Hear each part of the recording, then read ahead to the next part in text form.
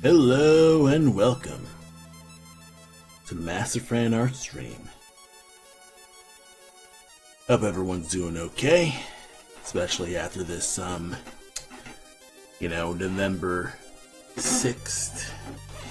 It's a day after Election Day in America, so, things are a little, iffy, but hopefully everyone's doing alright. Hey, Tide, how are you doing?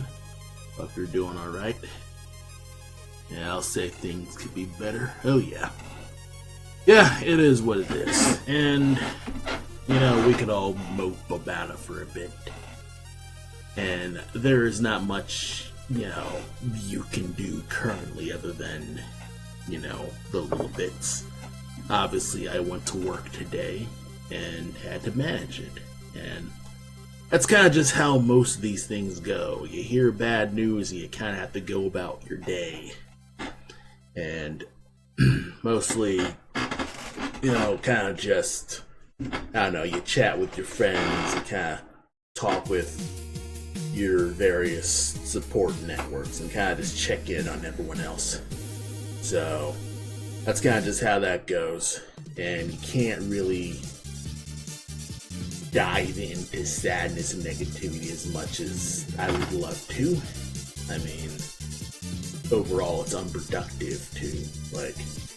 There was that, a lot of people will be posting that one Boondocks clip where he was asking Granddad, what do you do when you can't do anything but you don't know what to do? And Granddad answers, you do what you can. And that's basically what you gotta do, is do what you can. Obviously, try to take things one day at a time. Keep aware of, support networks in your community, all that stuff. Know about your local town and stuff like that. That's probably the best thing you can really do with that stuff. But yeah, overall, that is what it is. Obviously, I'm certainly not happy about it, but, that it is what it is. But, I kind of just go through my life. I've actually been reading a book that's sort of relevant, and this book is a book by Jason Pargin, also known as David Wong, former Cracked writer. And, it's called, I'm Starting to Worry About This Black Box of Doom. And a lot of it talks about, the perception of, how people conceive of alternate realities from the internet compared to the real world, and how that will build up to, a lot of issues. And, the basic story kind of just starts is some dude, doing a Lyft driver. He meets this girl with a big black box. And she says, hey, I need a ride from California to Washington, D.C. And you're the only one who can do this. I will pay you, I think it's $100,000 or something like that. But basically it's a shitload of money to drive her across the, all of America. And he can't take his phone, and he can't, bring tracking devices and things like that. And he also can't tell anyone, it has to be complete secret. And, I like those John Dies at the End books and the, the Zoe books, the Zoe in the Future stuff. So, obviously, I dig his old Cracked articles and stuff like that. If you haven't heard of Jason Pargin, or even David Wong, which is his pseudonym or his username, that's kind of, that's his writing overall. So I've been reading that. It's sort of relevant. It's sort of, I'd say the main character is very straightforward in that, modern day, you're feeling the wacky anxieties and you mostly just keep to yourself and not want to make any connections outside because outside just sucks. So, kind of just one of those things where maybe this book will at least you know, it's a fictional book. It's not like, as far as he mentions, is not supposed to be one of that phone bad sort of books. So, you know, hopefully that'll be like that. But yeah, I've been trying to just keep my day going to work. I'm preparing for a convention this weekend at Windycon. That's in Oak Brook, Illinois.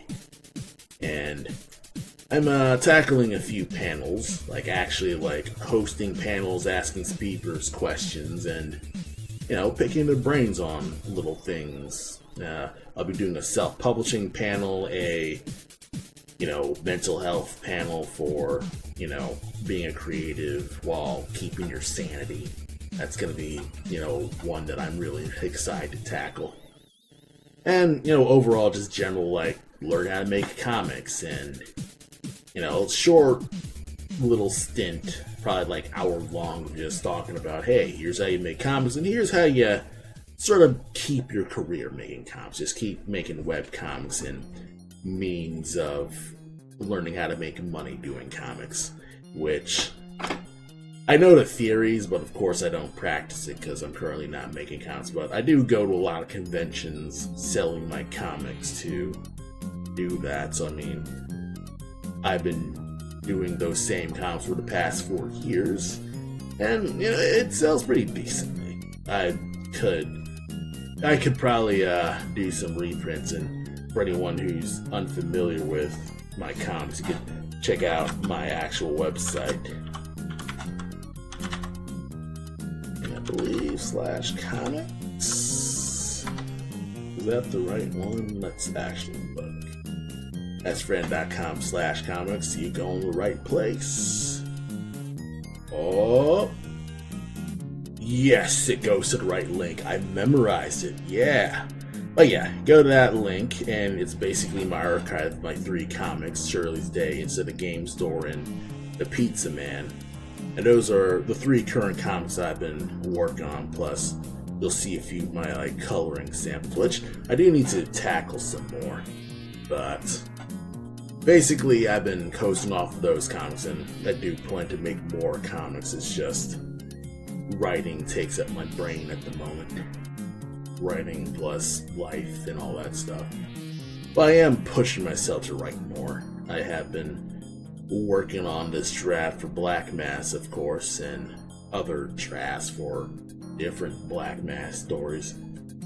Mostly like, you know, thinking about the game itself. I haven't been doing extreme stuff with the game. In fact, I am unfamiliar with what my programmer is currently working on at the moment. I need to drop him a question ASAP. Last thing he's mentioned to me is that he's been working on the enemy pathfinding and stuff like that.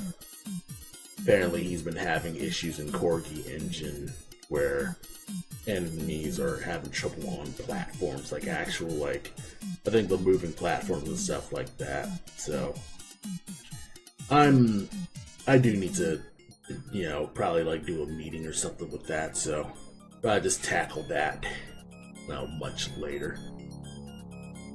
But yeah, I mean, I'm trying to keep at it, and of course we should get to the actual arting, because you actually walked in here for art. So let's get to work in here. So currently working on Tide's commission, because that's actually been due overall. I mean, there's no deadline, but I think it's now been a month since I first took this commission, so we gotta try to at least make more significant progress. I've actually been doing some other commissions with this one. I'd say I'm making progress with this, or I'm making a simple idle animation for Kawaii. I don't know why I pronounced that, but yeah, I've got a good-looking idle animation here, and I do want to get the tail moving.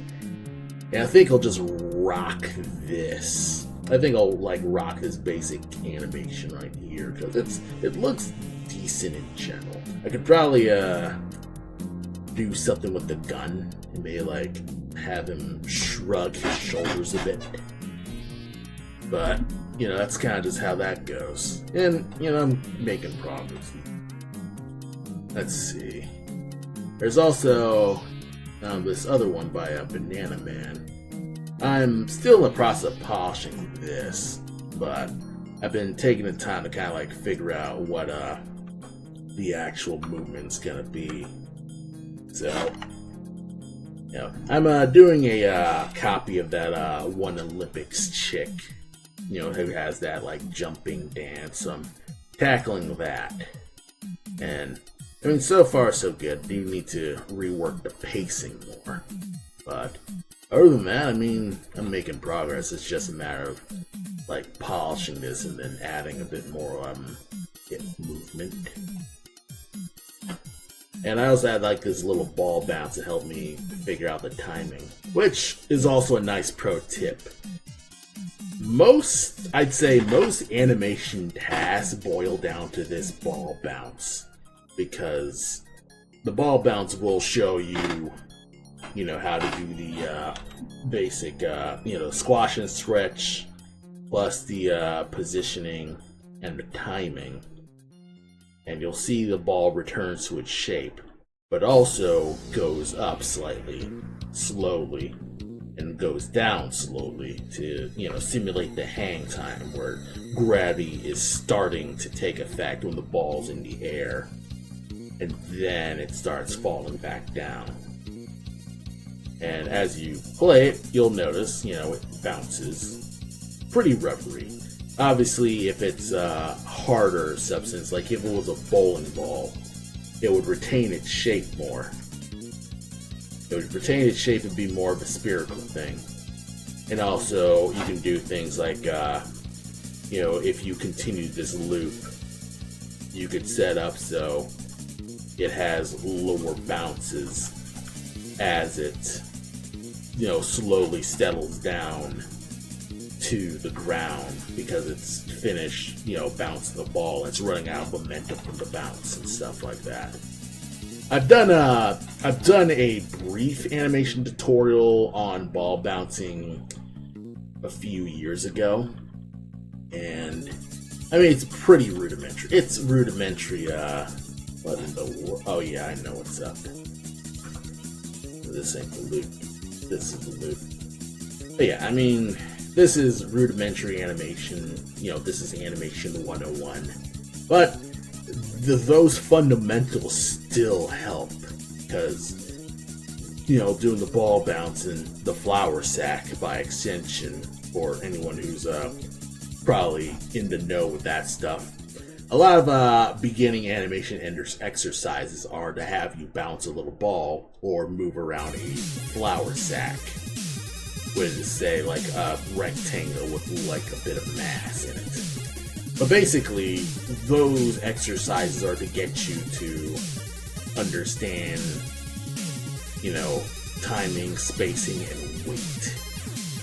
And, this could be, this is a little stiff, but I'm doing this on ones. But I could do some more things where her head settles down, but I also want to do something where her body also goes down and squishes down to indicate, hey, her body is crumbling and still reacting to gravity as she falls.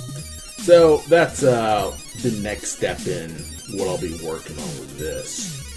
Right now, I'm just getting in the basic, polishing and stuff like that, because you'll notice that her abs just blink in and out, because, I want to define those abs. Like, I'm getting to the point where I do need to define her body some more, because I basically had the design, and I sort of worked backwards from how I usually did the commissions, where I would have a well-made base animation, then I animated. For this one, I basically started with the animation first, and now I'm polishing each of the frames as I go. And I mean, I feel like that's completely different from how I do the idle animations in general, because it's a more active pose. So, tackling that, and hopefully, get this done sometime in this year. Like, that's the hope. But yeah, this one is going next. And I believe we're also adding this aspect of his costume, because there's like a little bit of what's it, tassels, I believe. It's a flowing cloth type deal, so I'm gonna tackle that for a bit. And that'll just be in my next task stuff, I'd say. And hopefully, oh yeah, I do need to work on the staff more. But other than that, well, actually, I probably need to maybe adjust the coloring some more. But in general, there should be plenty. Yeah, there should be plenty, really, because yeah, that's more than enough. Because other than that, like, there really isn't much else other than animating, so I'm gonna tackle that real fast. Oh snap, there's shading. Man, I need to get back to focusing. Oh yeah, I do also want to show another thing that I've actually been working on, because I'm sort of in this weird in-between of being done with my first commission and not being done with my first commission. So currently I'm working on a stage for my first commission, and you know, the plan is to make one half of the stage look interesting and then copy and paste this to the other half, so you know, it looks like a legit stage, you know, a nice symmetrical stage. And I sort of invented how the scroll's gonna work. I got some stock, you know, HP bar assets, and then adjusted it so it looked like a special gauge, mostly so I could plan how the layout looks. I believe there's some slight shade to you, but other than that,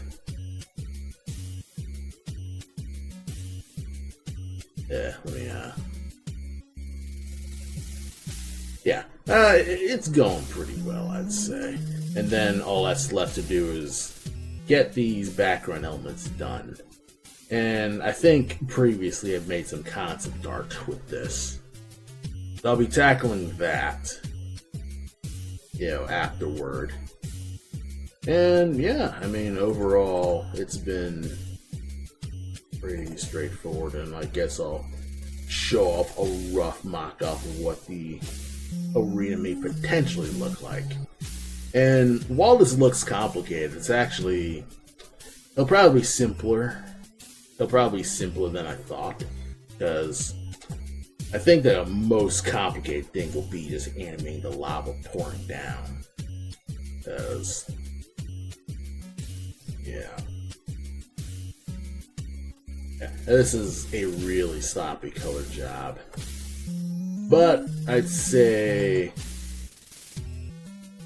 once I do that, because I'll probably like do a shading style like this. So, you know, the lava, you know, bring it up a light for this. I'll probably do something with these flames. I'll probably just get some stock flame sprite animation, you know, purchase it from Itch, because of course it's fair. But yeah, and of course I should probably at least show off what his actual animation looks like. I mean, so far it's gone pretty well. I've also readjusted his ears, so actually correct. So technically this one's just completely finished, and then all that's left is just nail down this background, which I think I might have to do after this week because I am hella busy. And of course, I say that while I'm basically wasting time talking to you about what I'm doing, so let's just get to work, huh? Yeah.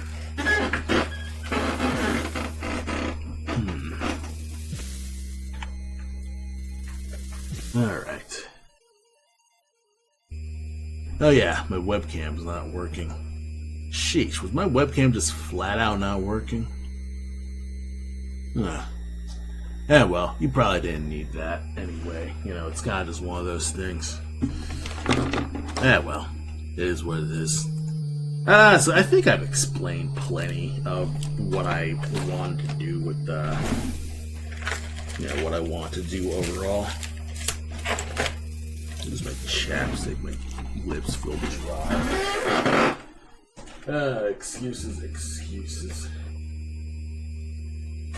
But this is a stream, so I can probably cut out the slow parts. I'll be right back. I gotta go hunt for my chapstick. But I won't leave too long.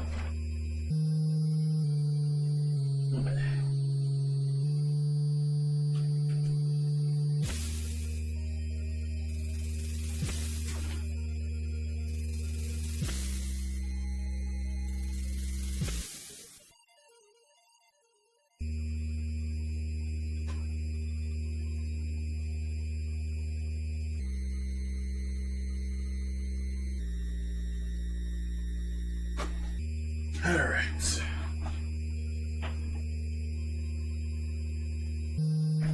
Back to adventure. Alright, my lips aren't dry. And of course, I'm out of water, but probably won't stream too long. But I'll always try to keep at this. Enjoy the Tim Follin tunes as I, do my drawing. Ooh-ah. I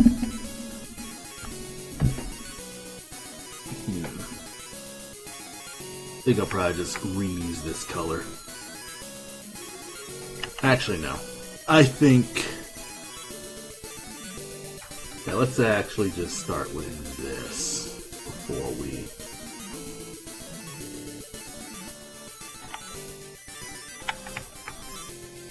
tackle this first, and then do these other things as I go. Yeah, I do need to, the previous stream I was working with Pixelrama, and I was kind of just working with that for the first time. And I was dabbling it for, I'd say, another, I was dabbling in a tiny bit. Hey NBD Dog, how you doing? Welcome to this Earth stream. I am doing pretty decent. I am getting to work on commissions that are, getting done. Yeah, you should have been here like 5 minutes earlier because I was showing off this. And so far so good with this. I'm going to basically make this statue side, copy paste it to the other side, and that'll be that. But of course I'd probably just use the first half, but honestly once I get the first half done, it's gonna be once I get the first half done, it'll probably just be this side and that'll be that. But honestly, I could rock the illustration. And of course I made the very slapdash palette swap. So it's kind of just one of those things. That'd be a nice alternate color. But yeah, that's what I've been working on for, I'd say, probably the last time I spoke with you on Telegram. But yeah, been tackling that for a bit. And of course working on this as well. And, doing a super basic idle animation. And I'd say I'm really proud of just, the breathing in general. Because I was working on a different idle animation with with a half body. And, it was doing alright. I was doing okay idle with that. And of course I'm going to be animating the tail as well to kind of just get that moving by a slight back and forth sway. That should be good. That should be just plenty. Skidoosh. Let's get to working on this armored lad, as he still needs some polishing. But I'd say after a bit more polishing, he'll be done with the non-animation part, and we'll actually get to the moment that I've been waiting for, him actually moving. But yeah, I mean, you know, it's always good to kind of just do some stuff to take your mind off the bad in the world. So, you know, make sure that, you know, you're staying healthy, staying safe, staying hydrated, and trying not to panic, you know? Because that's the worst thing you can really do is worry, because worrying is unproductive in general. So, you know, I'd say don't do anything rash, at least not today. You know, it's gonna be a bit. This'll work. In fact, probably just bump this as a more of a shading style thing. Because I look at this, and it looks like it's more of a cloth. I'd say it's not like an actual armor. I know a lot of I've seen a lot of like anime armor where this spot, like I guess the loincloth armor, is more metallic. Like I've seen some anime armor. Let me look at my refs, and it's gonna be real temporary. You know what? Go back to the Everything app. I've been using the Everything app more often to try to sort through my freaking computer. You know, like fictional armor. But yeah, how about characters, video games?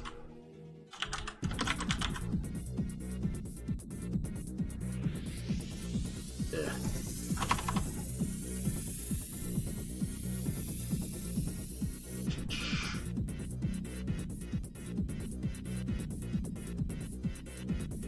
Okay. And of course, my computer is just taking forever to load. I'll just do like a fast hunt. Maybe what will be? Oh, I know. How about Shining Force? I think they have some armor that's basically that.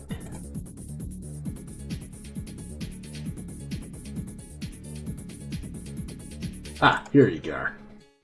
So I believe this guy's the this guy's probably a main character of one of the Shining Force games. Oh, come on. And this armor has more of a you know, looks more metallic and stuff like that. So I'm assuming it's not for like actual horse riding and things. But I've seen other characters with more of a cloth type thing, like the space. So I've seen stuff like that. Let's see. Like I feel like a lot of that armor is inspired by samurai armor, because a lot of samurai armor is designed like that. Yeah, a lot of samurai armor is kind of just more designed for knights. But this one has more of a, you know, normal knight's armor type of design.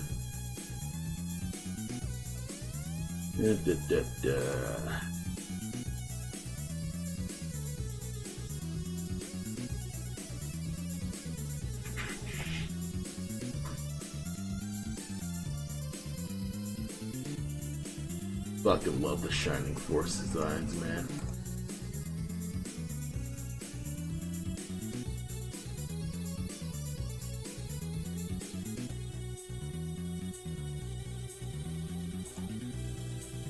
Let's see.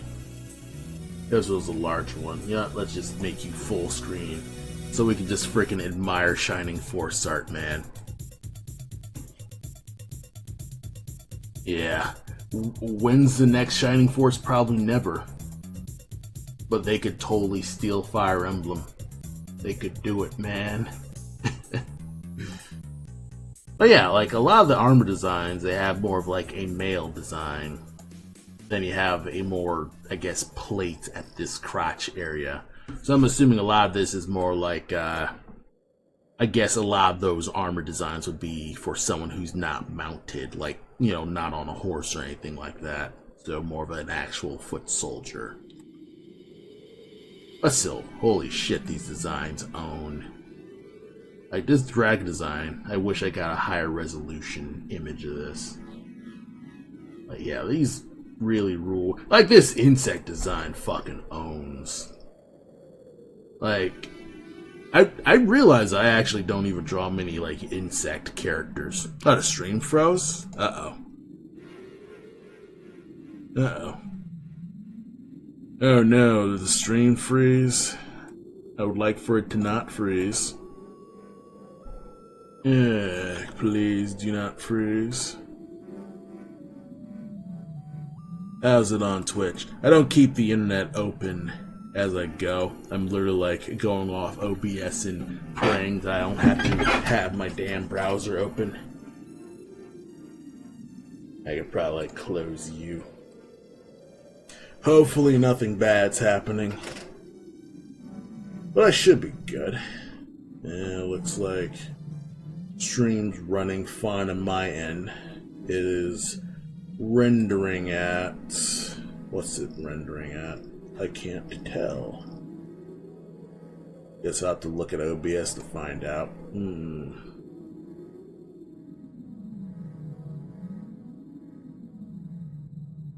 Okay, currently running at 540p or 480p in the source. Which means... Yeah, my stupid McDonald's Wi-Fi ass online ain't working. But I'm gonna just try and just get to drawing and kind of just not get too bothered by this. Hopefully, hopefully you're not like eating too bad of the internet there, because okay, this looks much better. But yeah, I'll probably just back to my point about doing this. I feel like this is more of a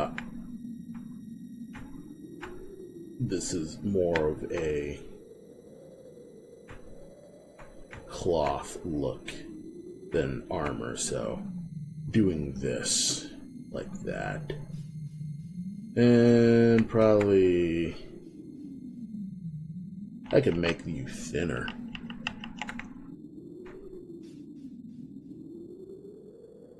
I'd probably just do that, and that'll work. Should've worked, bro.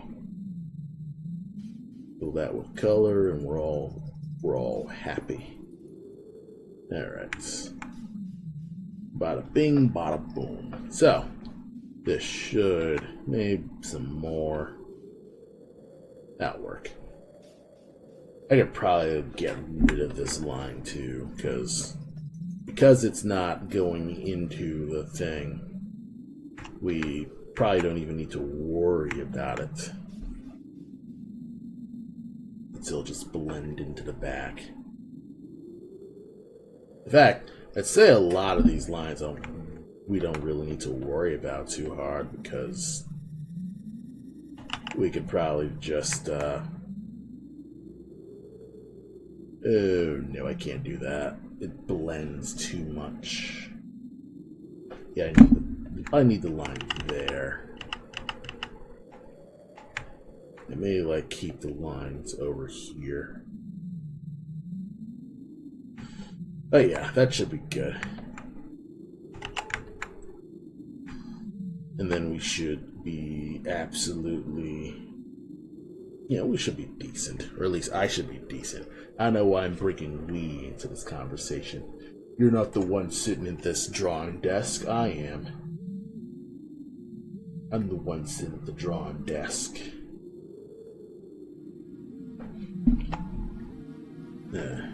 I can't suggest his jewel, so that's what we're gonna do. Put his jewel at the center. Give you a bit more glow green.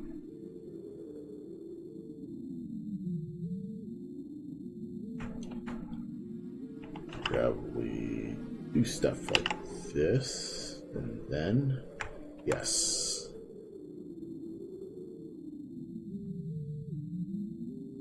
Rim lights, perhaps. Yeah, we're kind of just going off of this.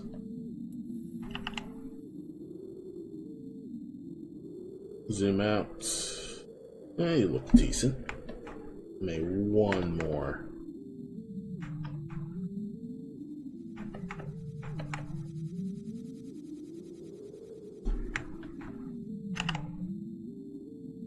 Zoom out just enough so you can tell that this looks like the round jewel.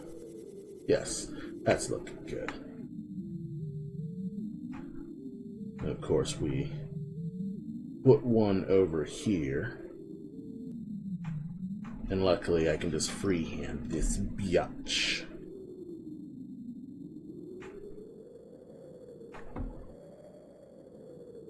Oh yeah, I forgot that this is... I keep forgetting my own palettes.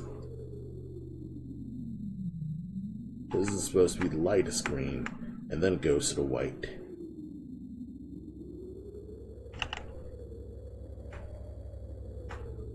And then it goes to the rim light. And then it goes all the way to the white light. And a nice cool highlight. I need to probably do like more of a bulge, and that should work. And it's kind of at a weird angle, but I'll work with you. Get this going.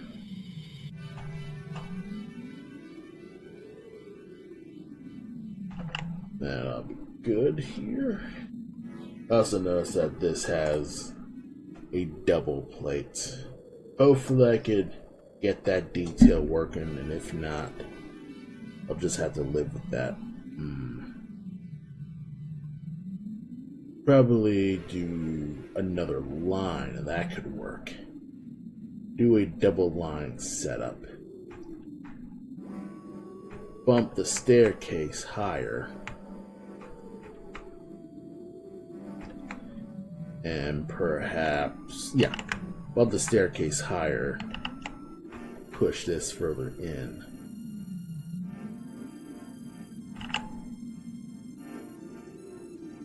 This is sort of working.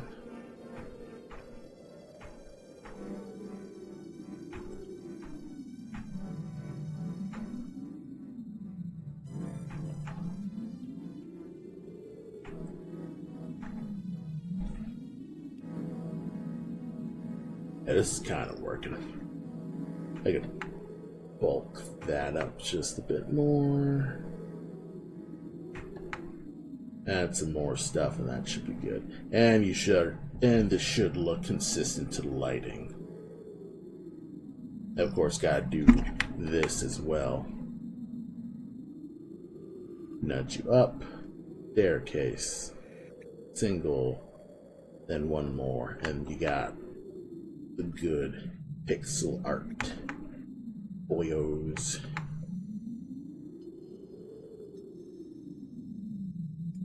Do I have anything that's a light, darker of this gray that I could be like, yes, I'll have you turn into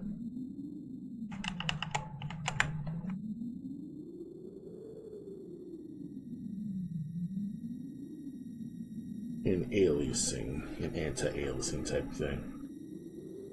Sorta, kinda, sorta works. Probably shouldn't add more color if I don't need to. So probably just let that be.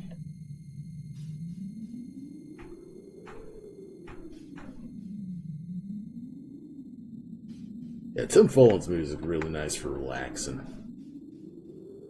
Because I believe this soundtrack is from Equinox, which is a sequel to Solstice, the notoriously hard isometric platformer from the NES. I should play that game actually, because I like the music, but I've never actually played it because I hear the game's not that good and too hard to play. And I mean, obviously that's probably a bad excuse, playing, or at least being interested in a game and not really like giving it a shot. Because I am a person who's like, I shouldn't knock it until I try it, and I should at least try it before I don't know, knock it. Okay, probably work off of this. And I'm doing a basic staircase, kind of just indicate that the lighting's not exactly from top to bottom. So doing stuff like this helps. Or you're just doing the bare basics of the white light or the white rim light. And it still looks freaking decent. I could probably work the middle of this, and that could work.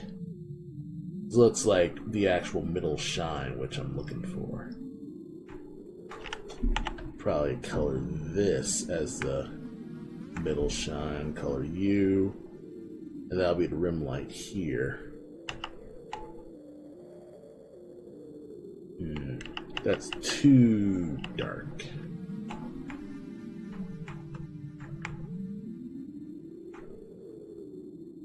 But I probably still could rock this. Okay. It's actually a better color overall. And I don't know why I didn't stick to this color. Oh yeah, because it blends with its fur too much.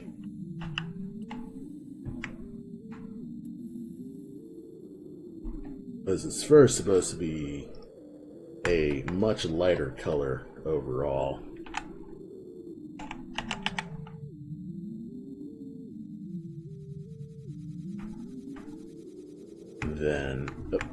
And then this would be here. Also noticed I didn't do his other strap, so I gotta get that down. If that's dark, that means this one would be lighter.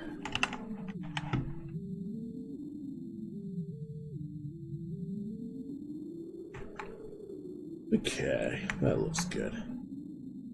Oh yeah, I should play Solstice. The Solstice, I mean, obviously it's probably gonna be difficult to learn because it's very puzzly. But you know, I don't hate puzzle games, or at least puzzle exploration games. Like I was getting pretty far in La Bulana, so it's not like I was hating learning the game. You shade? No. Maybe I could go light? Perhaps.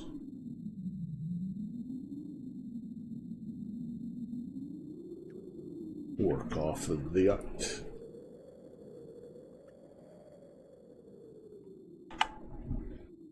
That should look good.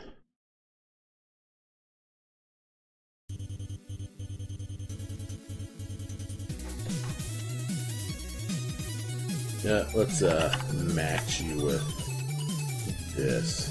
So it looks like a more consistent shade. Yes, looks much better.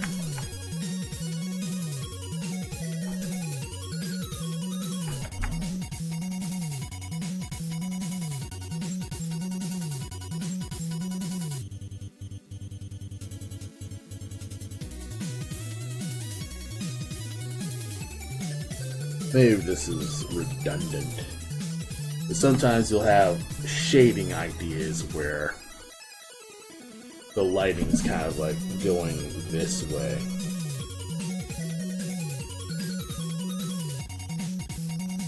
Darn, I don't have my lighting rough.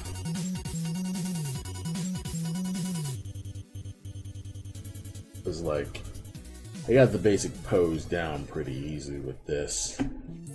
But I don't have most the one issue I have with references sometimes is a lot of reference images are very evenly lit unless you find something specifically about lighting.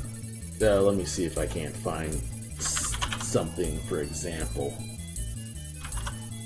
And while I'm waiting for that, I'll probably just find my references with that.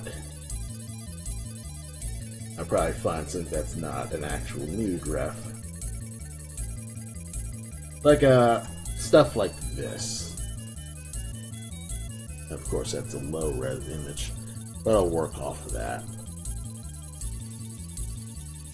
But yeah, stuff like this where you'll find specific lighting like this, but if you want different references, it's always going to be lit very evenly like this. It's always going to be like that bright, shiny thing, because, you know, obviously you want every part of the pose legible so you can use it for your, you know, pose references and things like that.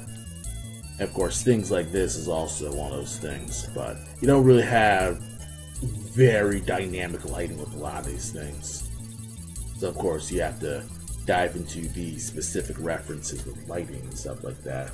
And let me see if I can't find another, like this one is pretty interesting with this. Like, I think this is not a reference pick, this is just, I'd say, an inspiration pick, but it's still pretty cool.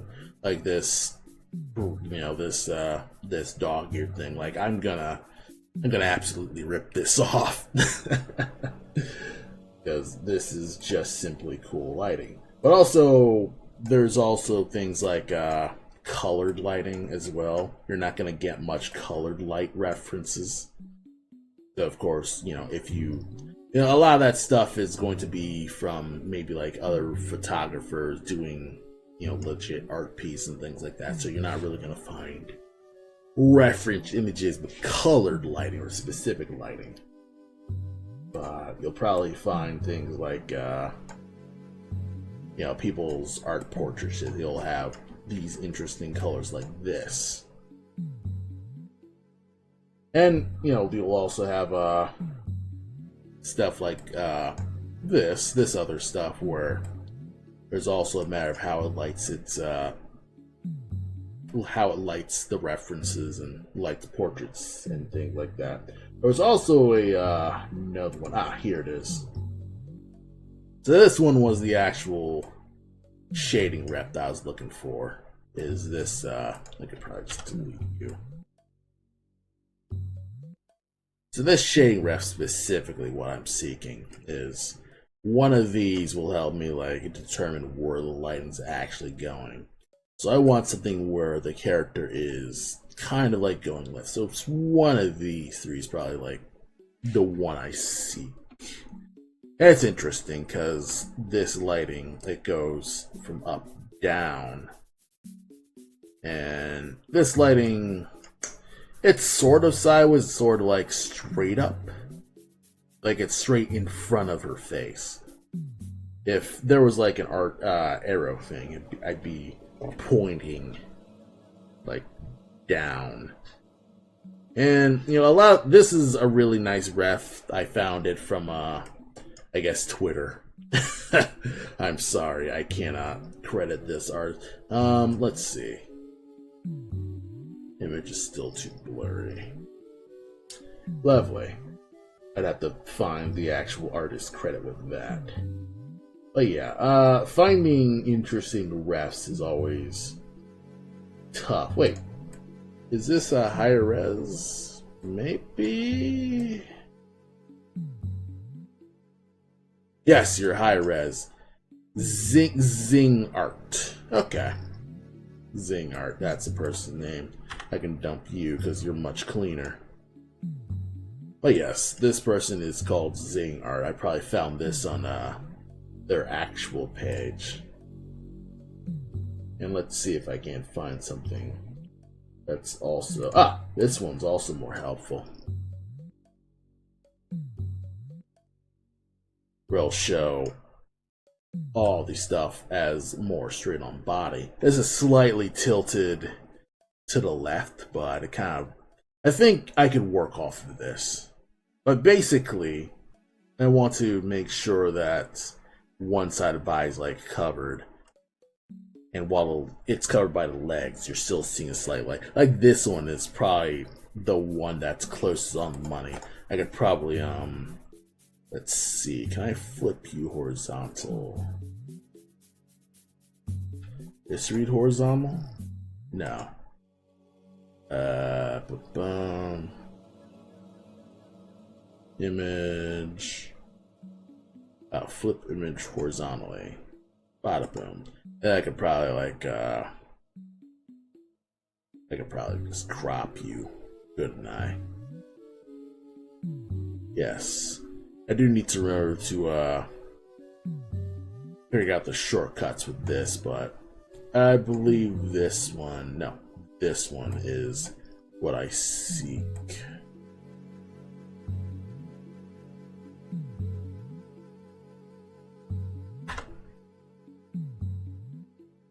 Yeah, that'll look interesting. Of course, this isn't one-to-one, but I'll work off of that.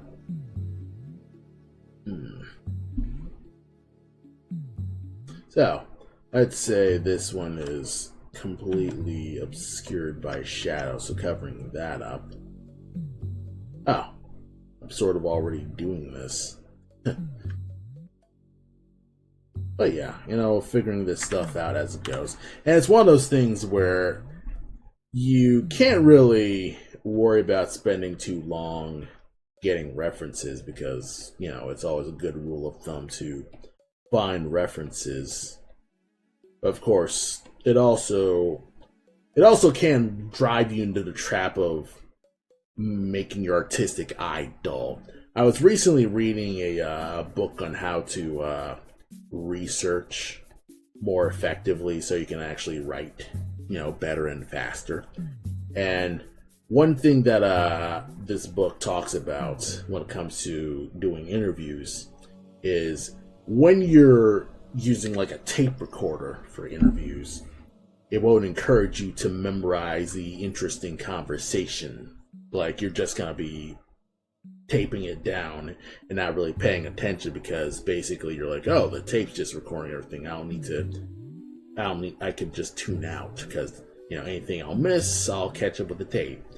And at first I was kind of like, that would probably be a problem. But then I realized that would make sense because if this conversation's gotta be memorable for you, it's probably gotta be memorable for anyone who's listening to that conversation. That would make sense that if you do an interview, but then you write it down as, you write down on a notepad, like all the quotes that are memorable to you or something that's interesting you or the points that someone makes, and you write it down yourself, you're the one who decided that was interesting enough to spend the energy to write it. And that's usually the talking points that end up being, the interesting aspects of such interviews. So that's one of those things that has blown my mind with that. Out of curiosity, what's up?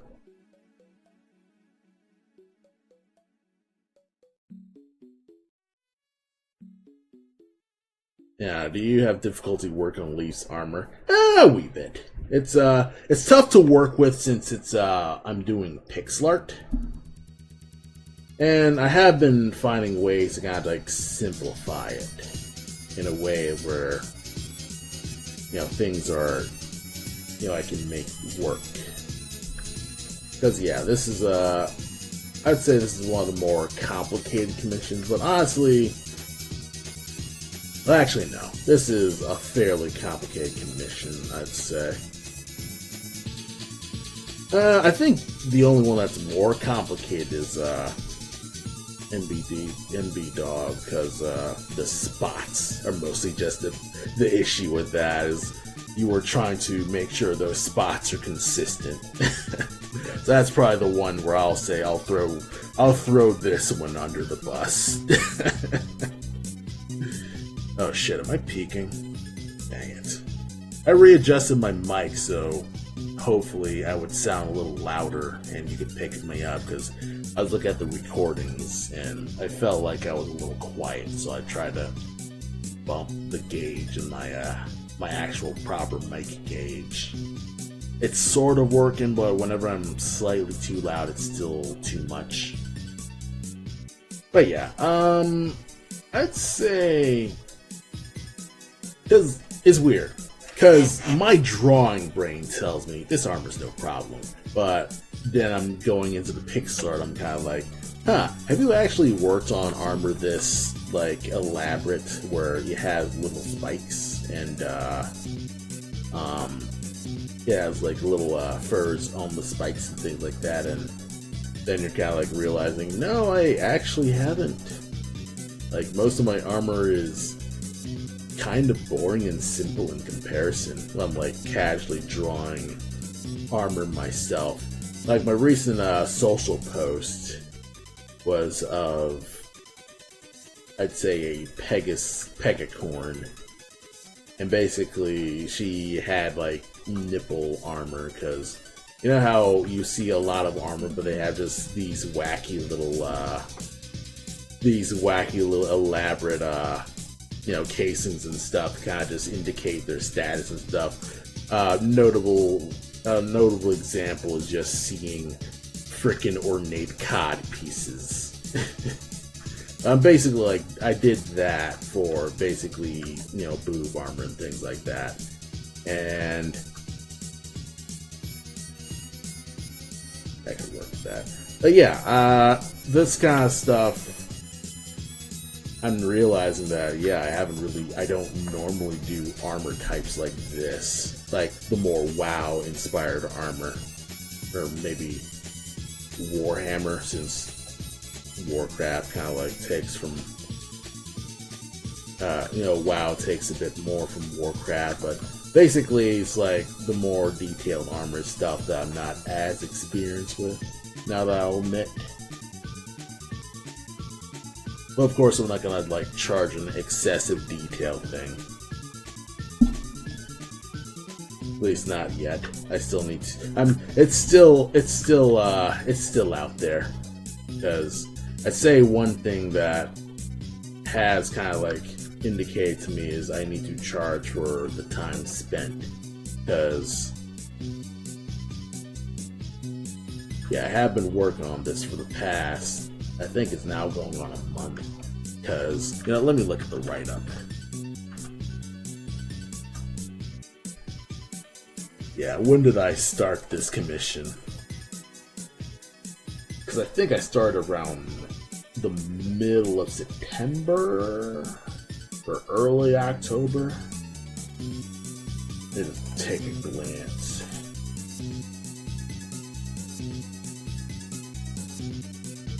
Yep, middle of September 15th. So I have been working on, I guess, this set of commissions for the past 2 months. So, on the one hand, I mean, thank you all for waiting so patiently. But on the other hand, I probably bit off more than I could chew. But honestly, it's one of those things. I'm not on a deadline for working on Black Mass, so it's not like I'm taking away from development time, because I've already gotten most of the art assets down. The only other thing that's really needs to be done is, I guess, storyline stuff. And honestly, even that's not a huge priority, because we still don't even have a game. Like, we have enemies able to meander. You can press buttons and Cole could swing a sword with weird sticky timing. Cole can jump, but it's more of that floaty jump that is indicative of you didn't take time to think about the physics of a game. Then it's basically the default jump, and obviously there's just still more to do with that. But that's basically something my programmer is doing. Like, I would probably need to dive into programming myself if I want to be able to input that. Which sounds lazy to me now that I'm thinking hard about this. Like, I feel like I should at least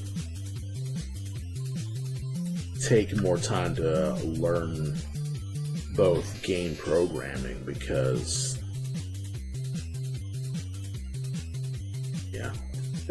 basically I'm doing a lot of art, but I'm not really taking a lot of time to ponder the actual game design. Like, okay, what are the objectives?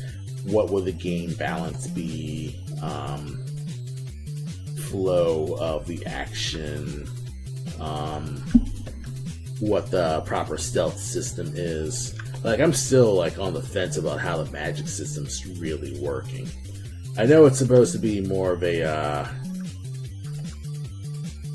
like a the way I kind of like thought about it is you have specific items and they would be reusable by other people who have to find those magical items and things like that.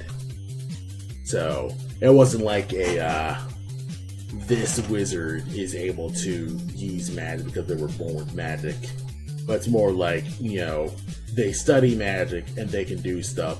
But if some layman takes their book, they could cast a spell too if they can read the book. But of course, the little conflict with that is, if the character understands what the hell they're reading, and that would be indicative of their power. I feel like that's a little too complicated.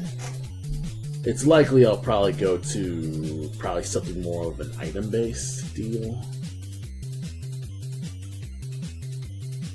where it's more magical items, because it goes with the merchant theme much better. So it's likely I'll just go with more of an item-based thing.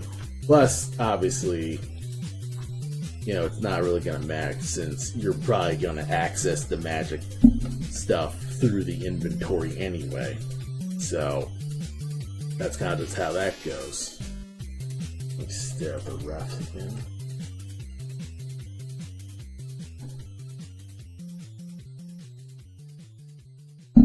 Yeah, I'll let that go.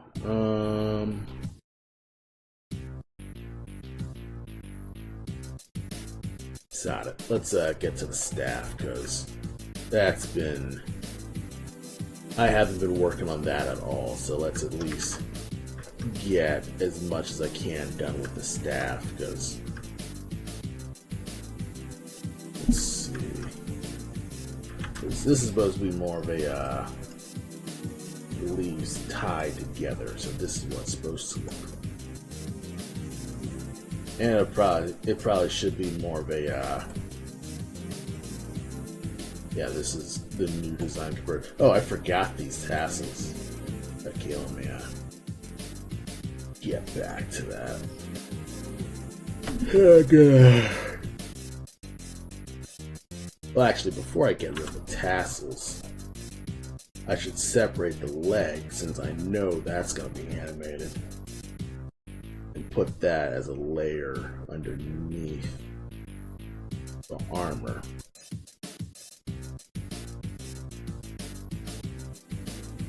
I also realized I haven't even drawn his freaking tail yet. Oh man. Yeah, it is likely I bit off more than I could chew.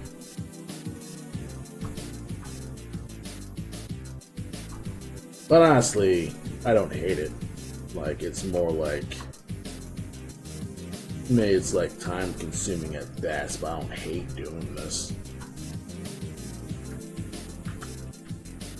If anything, I feel like I'm using these commissions to procrastinate on Black Mass, because Black Mass is an infinitely harder task. Making a whole ass video game. So it's kind of like, yeah, I'm just gonna do everything else but work on the game, because making normal art is much, much easier. But no, that's a giant cop-out. Like, obviously I need to at least get to it.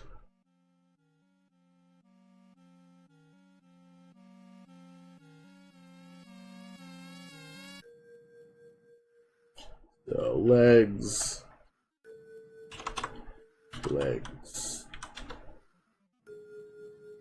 And I'll move you here.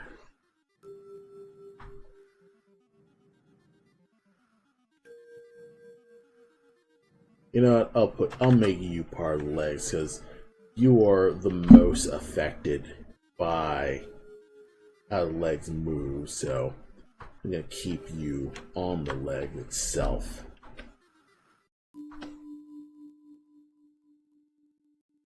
Yeah. X V. And we'll just put you on top here.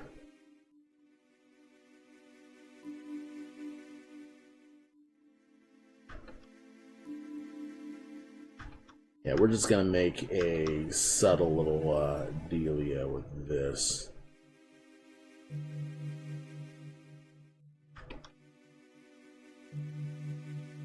Cause yeah, they'll probably just be more like this. Oh yeah, the legs are ahead of the armor.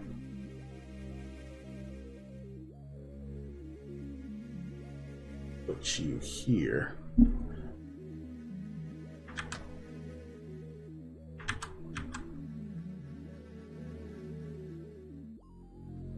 Put you there. Could I get away with doing a sort of grid or a dither fill? I wonder.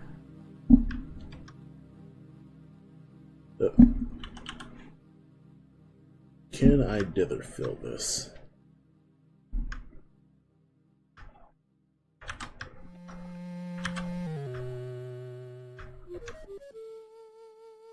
I sorta can.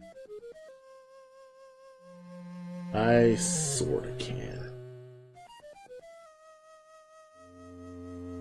It sorta works. It's not perfect though. Because when you zoom out, is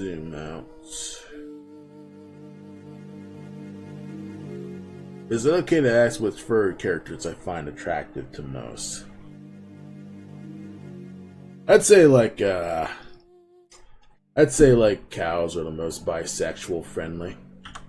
You know, you got like great bulls and you got cows with huge tits. It's always just a nice like happy medium. So I'd say like, you know, minotaurs are just good in general. Got something for everyone. I'm no stranger to it. I wonder what my least favorite one is. Let's see. Can't think of anything off the top of my head that I'm like, yeah, I absolutely hate that. Let's see.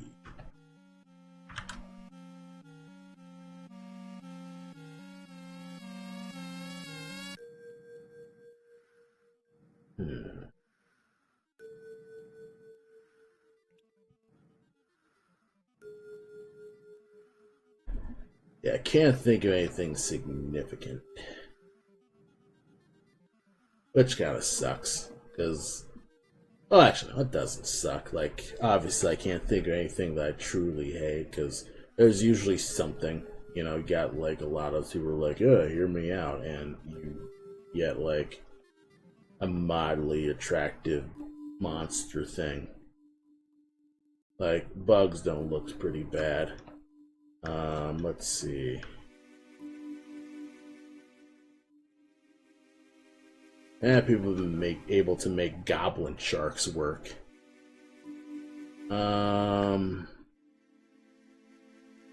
It's kind of funny because it's like whenever I'm like pondering an animal design to make anthro, I tend to look up FA to see if someone else has already did it, just to see like, okay, how did they tackle this and tackle that and stuff like that. And I mean, most of the times it's literally the typical paste the animal head on a human body type of thing. They don't really wield the you know, the actual like body mechanics of it. Of course, I'm not like immune to that either. I actually, it's kind of weird because I like how I draw my wolves, but even I'm kind of like, these wolves look much more human than I'd like. Like, I've seen other people, like, do anthro wolves, especially like Zootopia. Zootopia does anthro wolves a little better because they're much more, like, dog style, I guess. I don't know how I could explain it. It's like, I've seen, like, actually no, Zootopia and Kung Fu Panda kind of do those much better because they're much more dog-like compared to how I draw them, which are much more werewolf-like, really. Like, they're much more human-y than anything. The way I draw Cole has been also much less raccoon-like and more, like, chibi character-like. That's kind of like one of those things that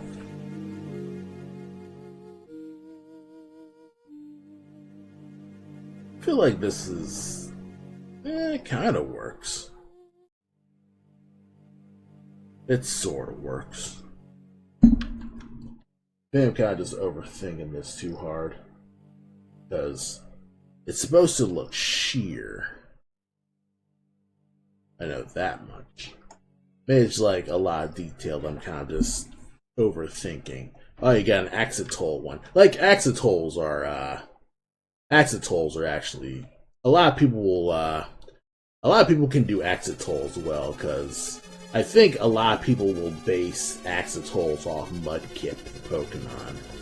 And that's kind of like how people are able to do Axetols better. Of course, I can be totally wrong. Let's see.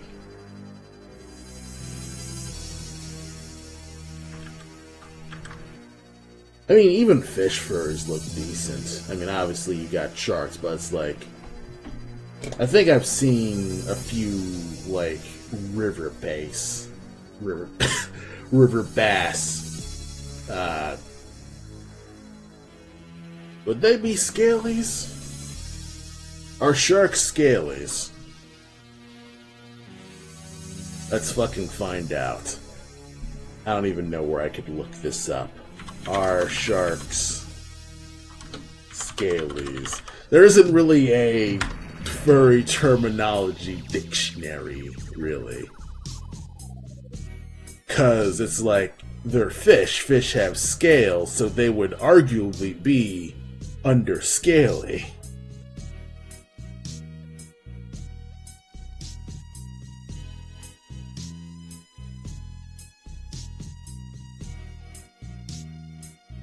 I'm like looking up, I guess, Reddit.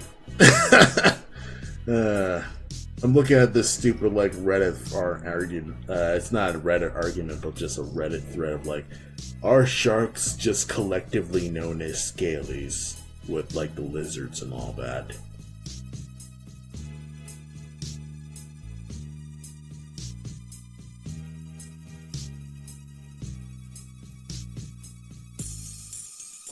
Because I can't really, there is nothing like explaining this, I guess. Let's see, Wikifur. Is Wikifur, let's see. So, normal animal facts. Talk about street sharks, great. But nothing like specifying whether they're scalies or not.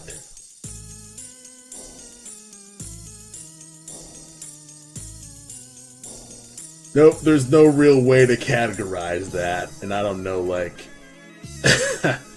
would there be a way to categorize fish? I don't know if there's, like, a shadow council of furries who just decide this, and it's like, should sharks be under the scaly category? But then you've got, like, the lizard people being like, no, they shouldn't. We deny it. They'll, like, executive veto it. You know, the reptilians and the Anunnaki will be like, no, we will reject that.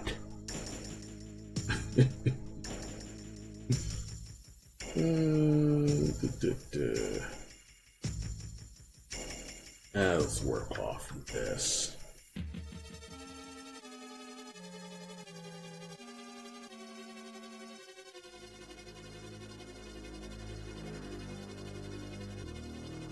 Yes, I think that'd probably be a question for another thing.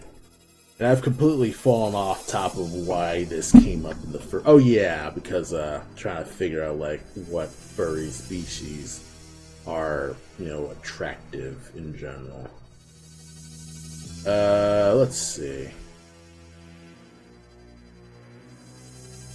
Some birds look good. I'm not huge in the birds. I think because there's this one teacher I had who was like unreasonably into birds, and she made us buy her own textbook, and that left a sour taste in my mouth, like making me buy her freaking textbook that she wrote. Motherfuck that. So it kind of soured me on birds. But I do like flying characters. I think I've mentioned, I guess in my social comments before, is that whenever I see like winged characters, like people who have winged personas and things like that, you never see them like have proper flight poses and stuff like that. Like, you know, you don't really have like them actually using their wings to fly. It's mostly like a decorative thing. And of course, I'm not gonna dunk on people for that because, you know, obviously, you know, it is what that. But you don't really see like the wing flights. Like, let me, because I do a lot of like sketch studies personally.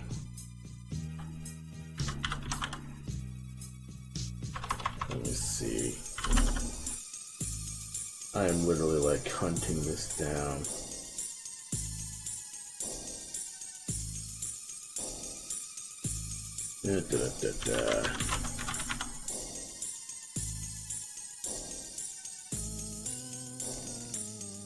I have like 2 OCs that I'm more obsessed with getting his flight patterns correct in general.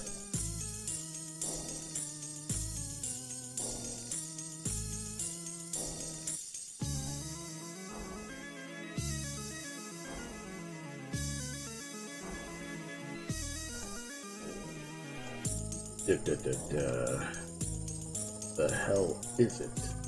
Is my shit just so unorganized that I can't find anything?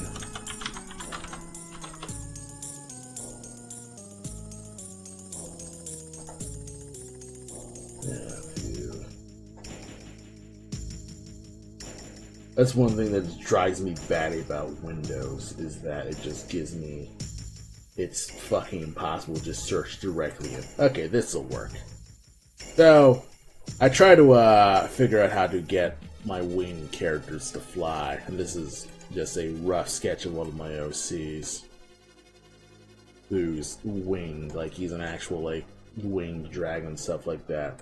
I try to like figure out like other characters who would be able to do stuff like that. I've got a Griffin OC, and she has wings, but of course, in most of my sketches, I can't fit her damn wings to my thing. And it makes actually figuring out how these flight poses actually work tough. And I mean, I'm making it work, kind of. There's a lot of flight poses where I gotta feel like I'm sort of mastering it, but of course, doing a lot of those flight poses mean mastering foreshortening. And I'd say most people haven't mastered foreshortening, which makes sense, because foreshortening is hard AF. But I guess it's a personal principle of mine that I need to have a mastery of their ability to actually use their wings instead of just them being just decoratively there and stuff like that. So I mean, I am getting better. I've certainly gotten better. Like my last Olivia drawing looks great. Like his wings could look much larger. I mean, you know, it is what it is with that. You know, I'm getting I think with these sketches, I'm starting to get more dynamic with how the flight characters work. And kind of just making actual cool wing sketches. And this is another Dragon Claw sketch where I didn't want to ink this. Because I think I penciled this. No, I think this one is not good. Yeah.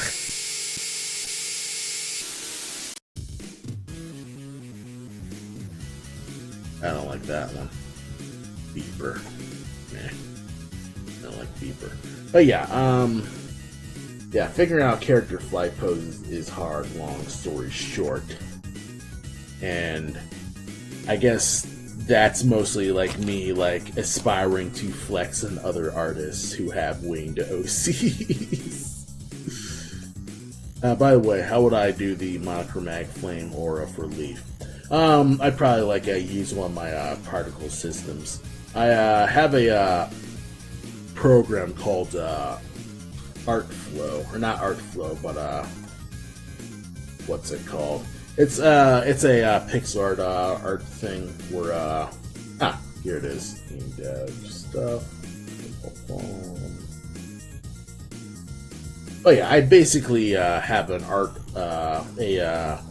pixel particle animation thing that I would use for things like cloth simulations and things like that. That I use for one of another OC's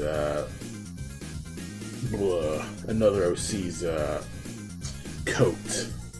And I use that for how I did stuff like that, and I have another program like that that lets me do basically particles like that if I can find it. Where the ever-loving crap isn't.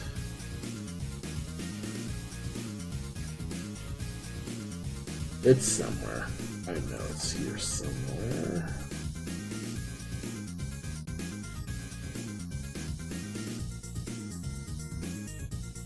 Ah, there it is. Fluid FX. So basically, I would use a thing like this,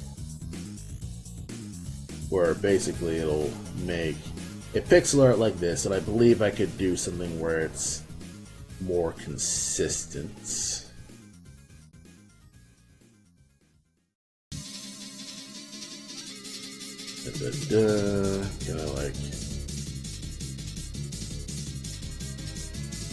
Yeah, something in this line is basically how I'm going to tackle it.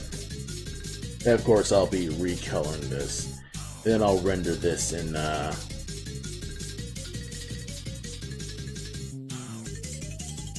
we are.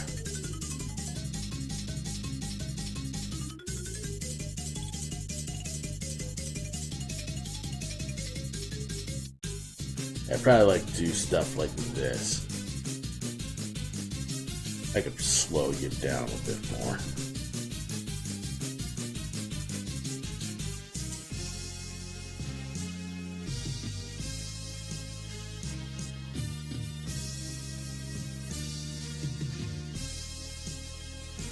Yeah, nice basic fire effect with this.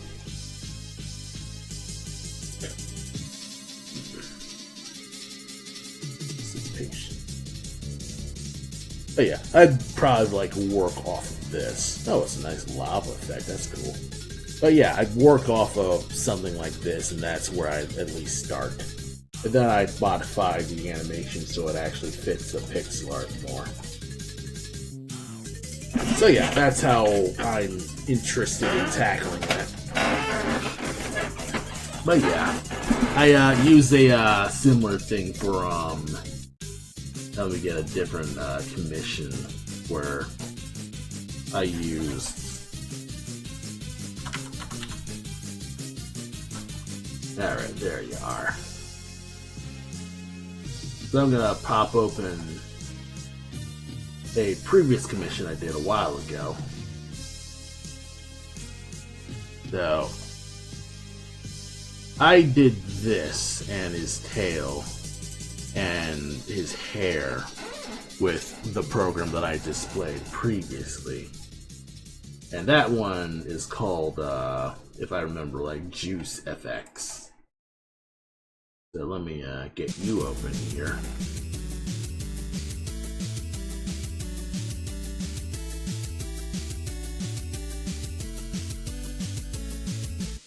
So I was working off of this, where, you know, you have a still image, which just like, you know, working off a still image with this, because I would import something like these. It would simulate and move the pixels, you know, in relation to the actual, you know, my actual settings and stuff like that. Then I would export you, and then reduce it down to a frame rate that looks better for the, you know, for the art and animation. And it looks much, you know, it looks pretty great. I'm pretty happy with how this turned out. Because I'd say this one was a gigantic learning experience specifically. I'd say, you know, it turned out pretty well. But yeah, never feel bad about using alternate tools if you're not experienced with tackling specific animation things, because itch.io is pretty good with that. In fact, I'll direct you to the itch page where I got it, because this is a specific person named Code Manu who basically just does stuff like this. And he does a lot of basically particle systems. So I'm pretty happy with what he does with that. So I'll just drop a link to Code Manu's itch page, where you'll be able to, you know, just tackle these different types of, you know, particles and stuff like that. And I will also do things for, you know, pre-made assets like, you know, this item bar, or this measuring bar, health bar. I actually purchased this as a stock asset, and then I can just manipulate this as I see fit, because I got this, but then I recolored it to make this.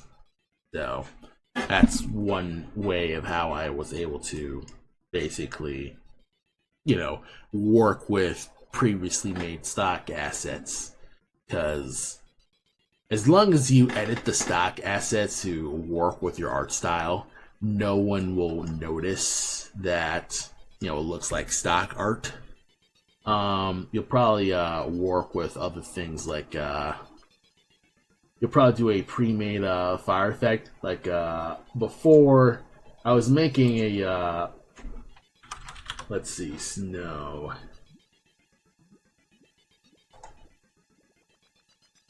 So I made this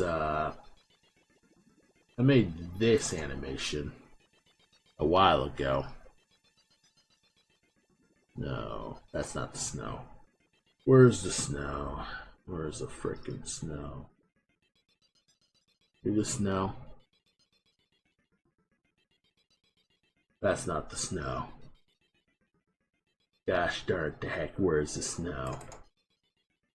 Oh. Snow? Where's the snow? Oh, there's the snow. So yes, did the snow here.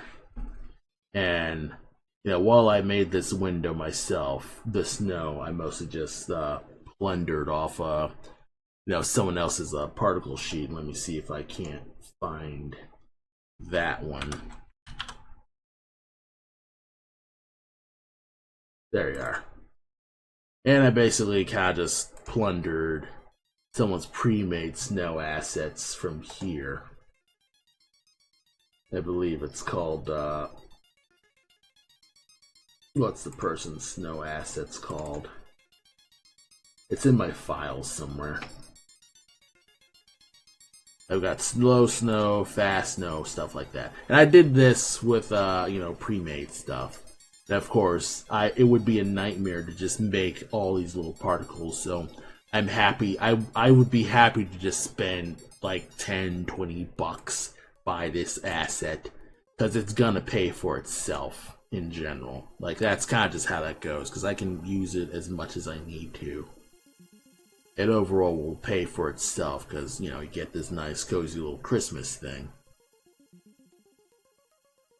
So, that's basically how I'm planning on doing that. Did I get the leg there? Good. And I got roughly how this thing's gonna work. I could probably nail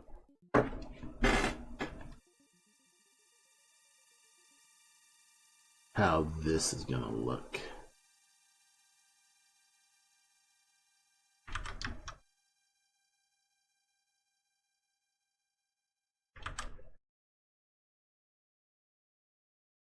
Yeah, that'll look good.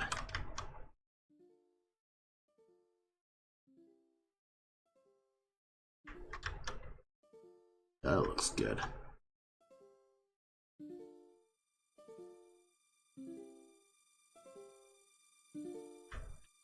That looks decent.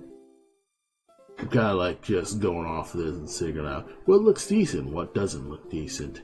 This looks decent, this doesn't look decent. And I'm just making vague implications. Hey, Pixelrado, welcome to the stream.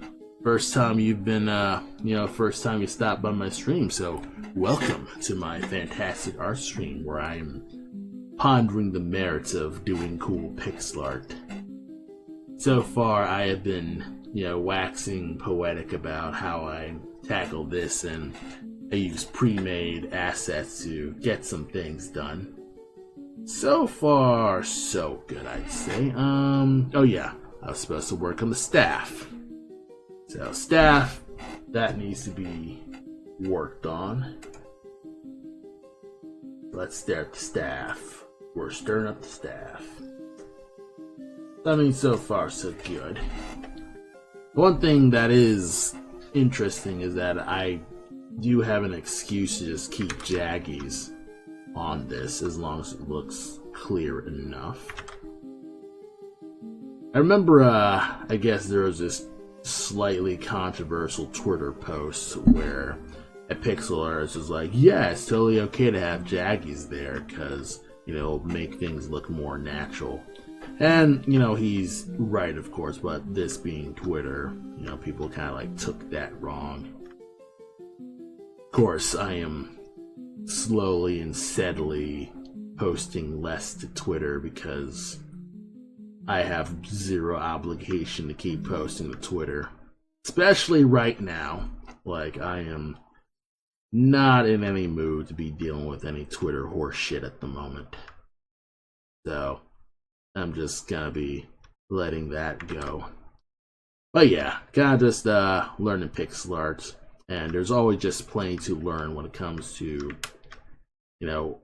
the, I guess, rules of pixel art. There aren't really rules of pixel art any more than there are rules of art.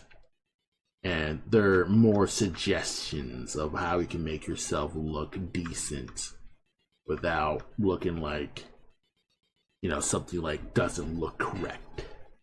Or looks, I don't know, lazy or, I don't know, wrong. Like, it's one of the, it's that feeling you get when you see someone make like an advertisement or a promotional video game costume saying, oh, this is the retro anniversary of this game and we're doing the 8-bit version. But it's not really an 8-bit thing. It's not like adhering to 8-bit color limitations or the design of it. It's more like it made it pixely, but it still has the original character's color amount, and didn't really make much of an effort to, be close to how those retro games looked. And of course, this is pedantic stuff, I'd say. I mean, obviously, they didn't care. They were probably, like, rushed to hell. They probably got one of their artists to be like, hey, make this retro style. And they did it because they don't have time. They're probably, like, also a concept artist and has to do the freaking game marketing because that's usually how these teams go. Is a lot of teams are doing multiple types of multiple types of art stuff because most teams are made shorthanded. So it is what it is with that. I could probably nudge down here. It's difficult to make interesting. No, let that go. Let it go. Maybe do something like this, and that's more than enough. Because another thing that I do need to keep remembering is that don't forget that these are small freaking details. If you just dive into all the tiny little things, you're never going to get the damn art to look right. Because it's always going to be, you're trying to stuff detail where it can't feasibly fit. So one thing that I can say is, one little pro tip on PixArt I guess I could talk about is, these are tiny little dots. You can't fit literally everything in. So, PixArt's about doing the minimum, doing minimalism and stuff. So you can't concern yourself with every tiny little detail because you still have so much more actual pixel room to work with. So pick the details that would tell what the object is the most. You'll basically just do your best, really. That could work.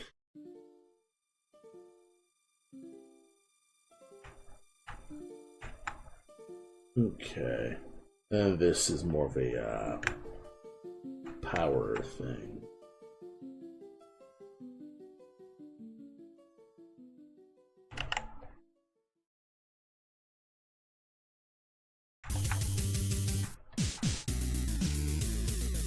Another slight diamond, and then it goes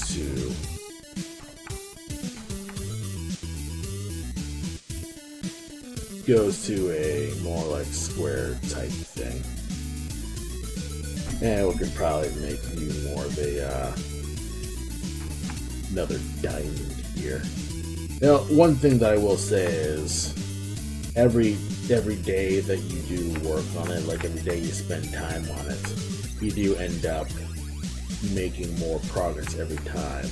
So as much as I get, I guess, sad that I'm blowing a lot of time, I can still say, I can still be positive and say, at least I'm working on it.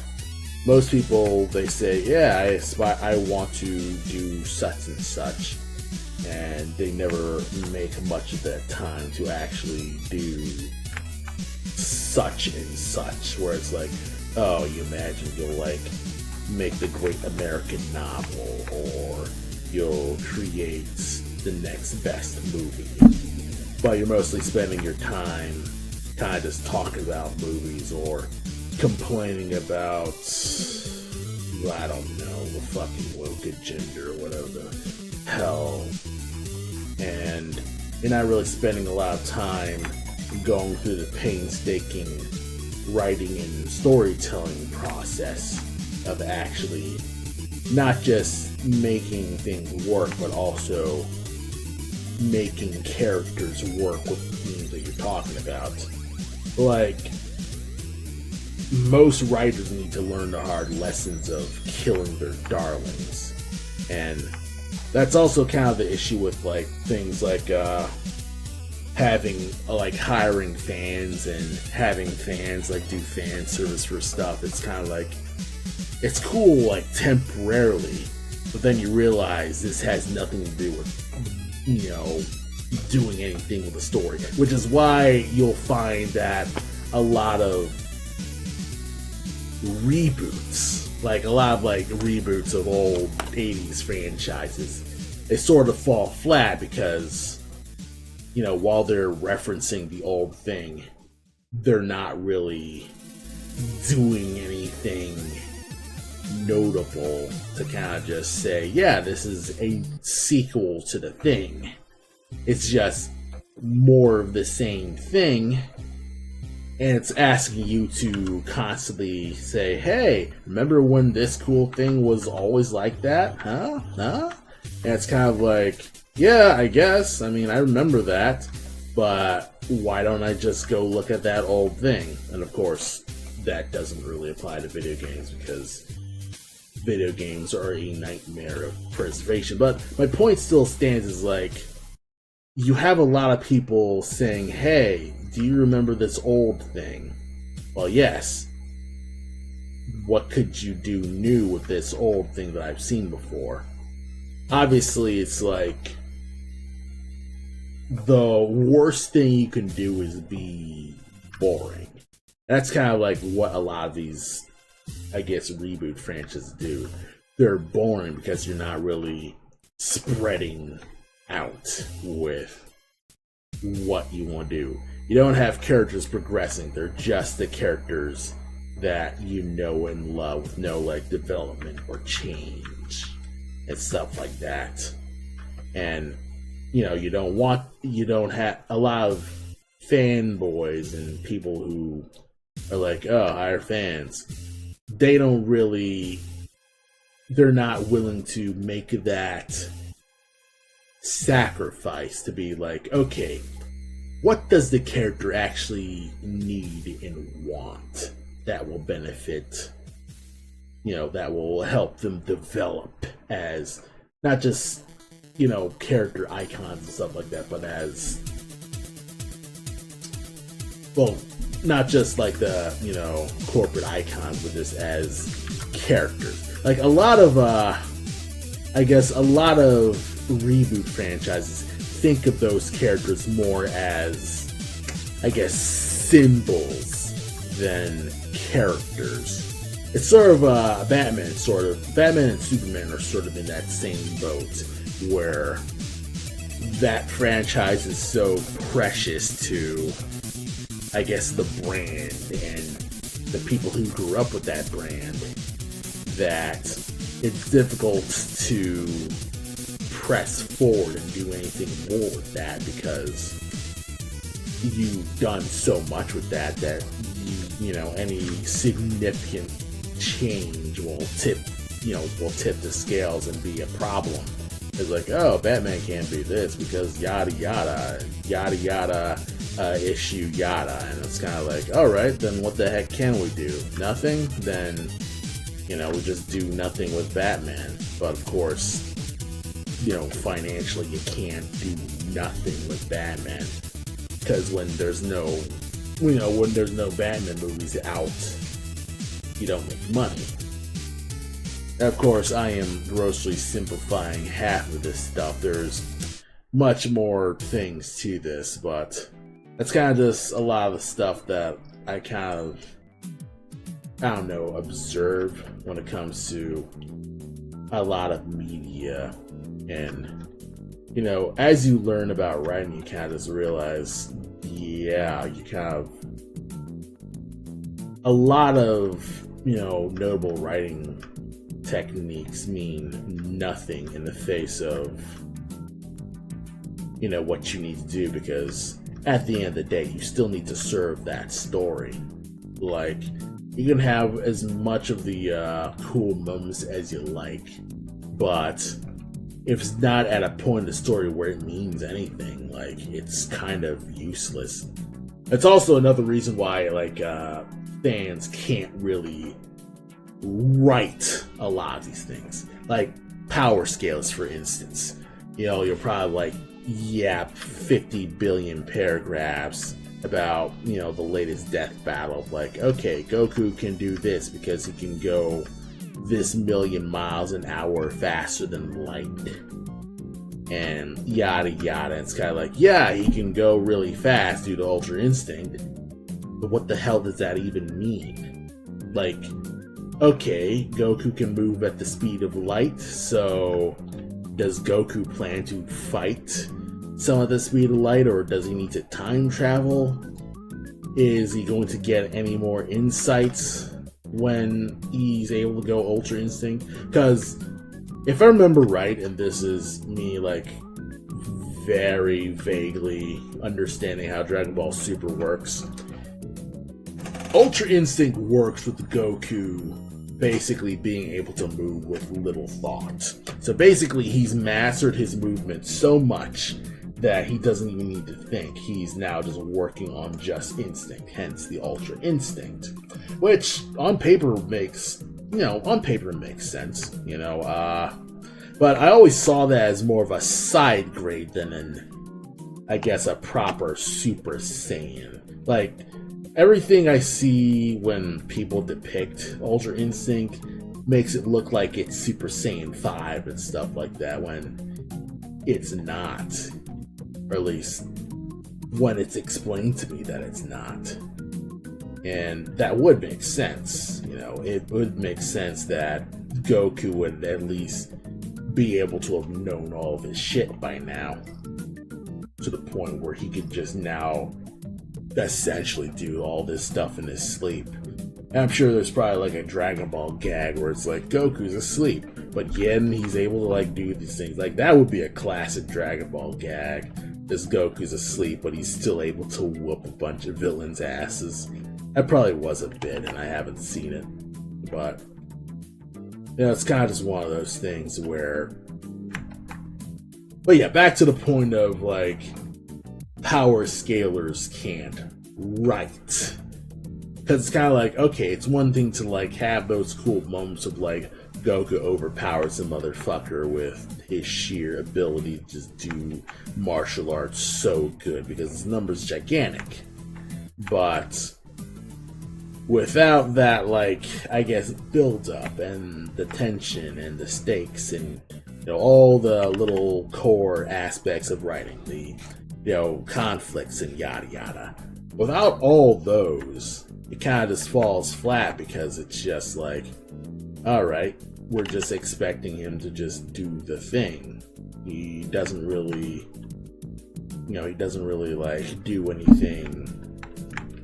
He's not really problem solving, he's just smashing his head into it until it cracks open. I mean, that can be a nice joke. Obviously, there are exceptions to these rules. Like, I'm not the fucking writing police. But I guess this is me, like, just being like, oh, Writer 101, that kind of stuff. Okay, that could probably be like this. I could probably, clean this up and be more of a point. Then I'll put the actual proper particles as we go. Because I believe this one also is more of an energy weapon. But I could double check that. It has like 2 prongs-ish. No, it has more because it's there. And then it has a smaller one, because this is smaller, and then glows out this way.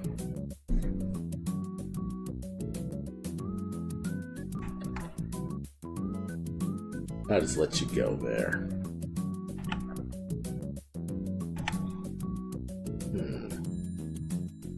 There. Sorry.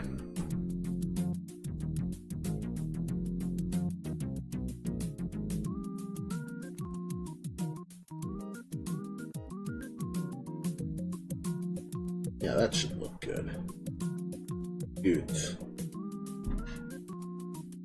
And probably like widen you, because I'm seeing more of a wideness here. It's like more of a 2-tip type spear right here. It's probably like fill this, but then add space in between. Mark this here. Add more to kind of square that out.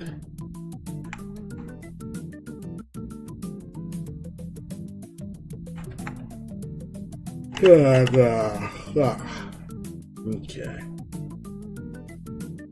I think I'll work with this. And now all that's left is doing the leaves, which is... Now let's do it on a new layer, because it's going to be a bit tough. Because essentially, I'm doing this.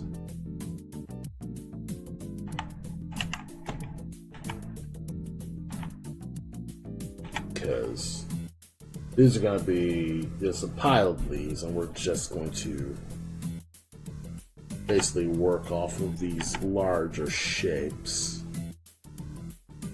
And then we're going to spike that up. And have the, you know, the view preview. We're gonna make sure I'm looking at the zoomed out so I don't get bogged down by the details. Because what I intend to do is just draw basically the silhouette of the leaves.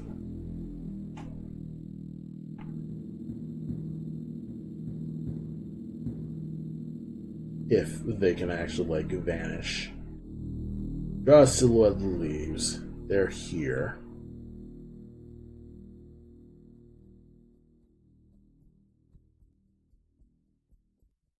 And right now they kind of look like spikes, but, you know, this will be solved soon. I could probably make that staff rounder. Like, I could probably do this.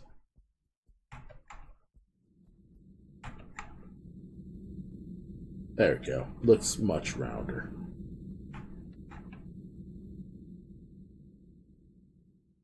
And then pick a... sorry.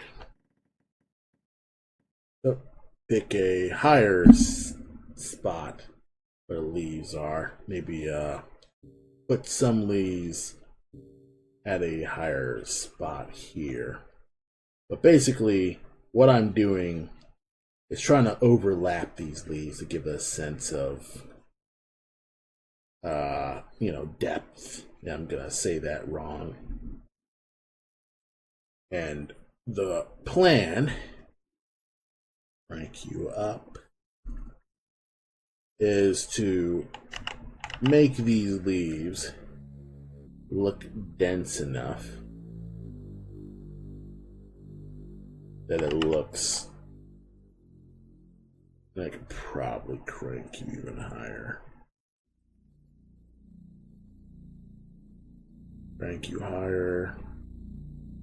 Maybe go to a more yellow.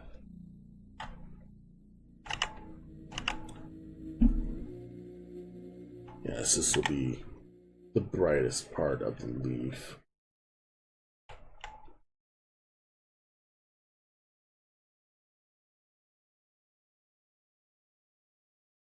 Let's see.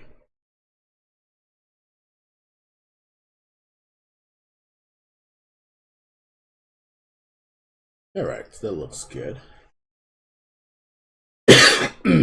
Pardon me. Those look like decent leaves.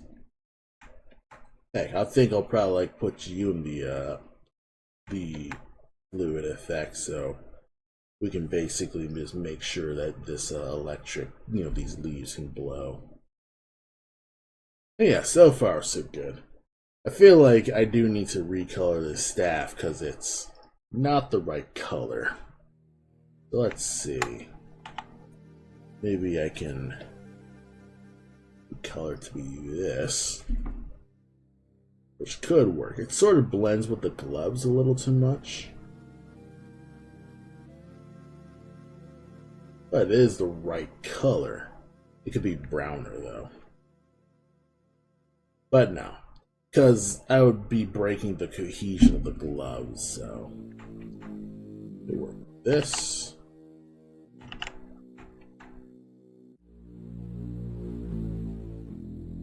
Sort of works.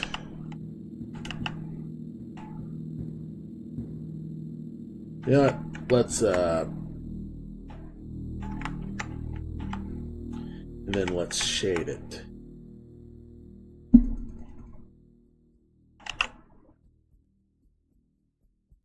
shade it with our amazing shade skills.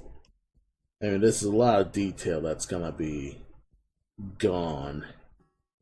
At this point, we're kind of just winging it hard, and I never named these leaves.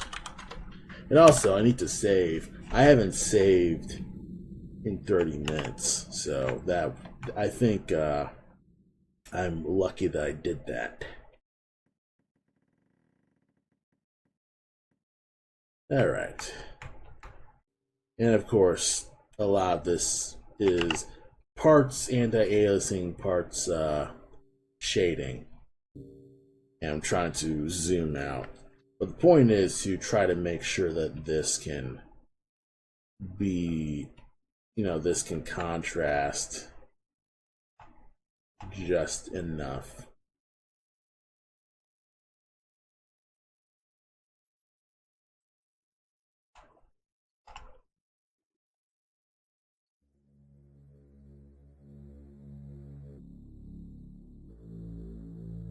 Just contrast just enough.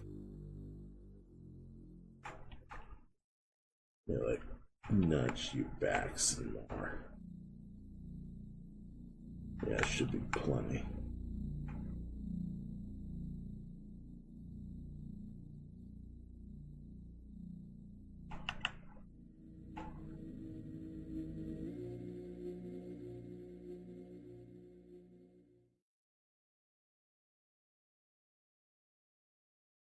Yeah, I mean, that should be plenty. But I put more here. Just do some nice bit of housekeeping here. I just give it a distinct enough setup so we know which direction the light's going.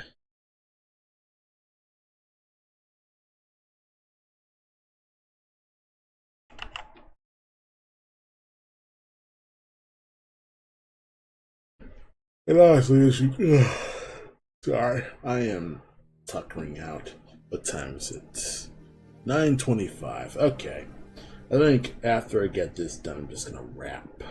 Let's see what else is here.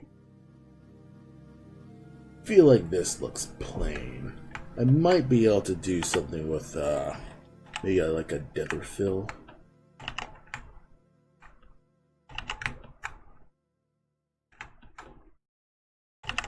Okay, I think I know what I can do here.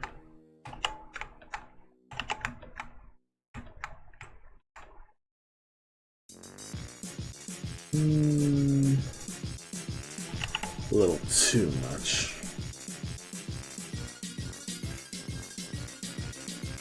This could work.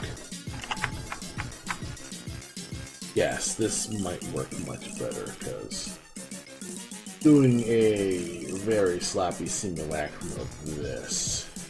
Oh, this is kind of working. I could probably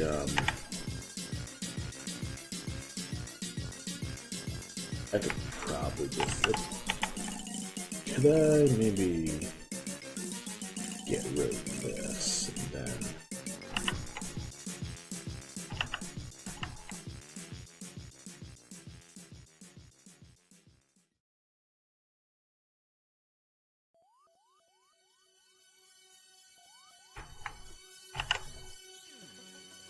it's sort of working.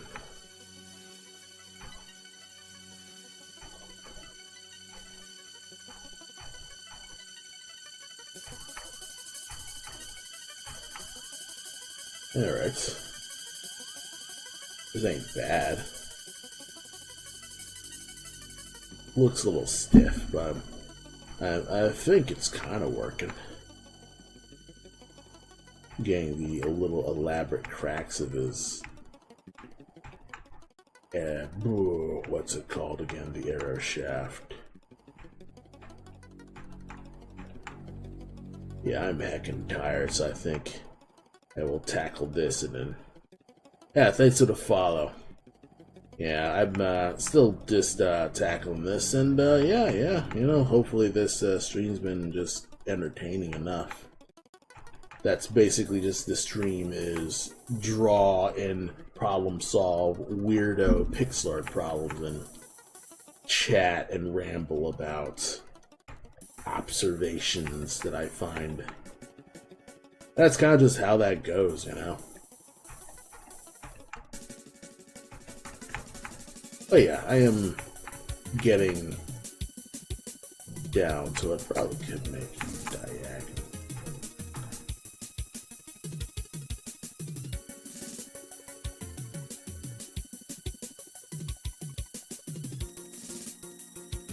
You probably use the white here, maybe. Yes, no. Yeah.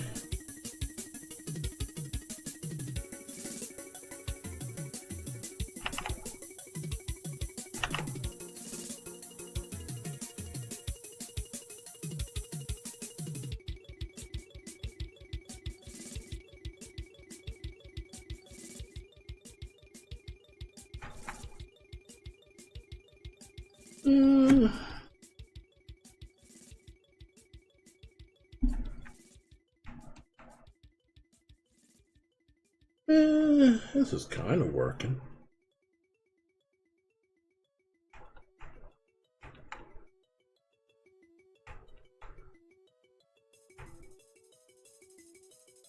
This is sort of working.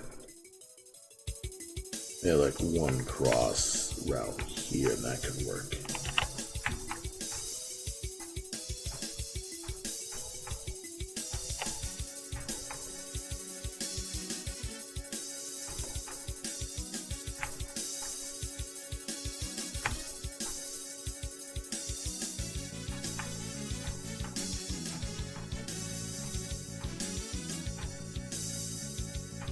This is sort of working. Yeah, I think I'll let this go. Control SU. Could I add any white lights to this?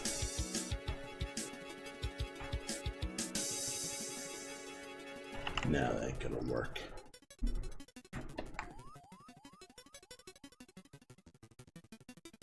No. Just makes it too thin.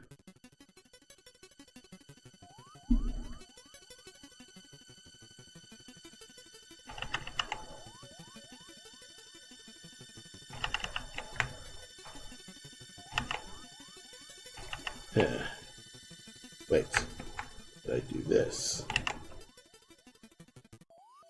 No.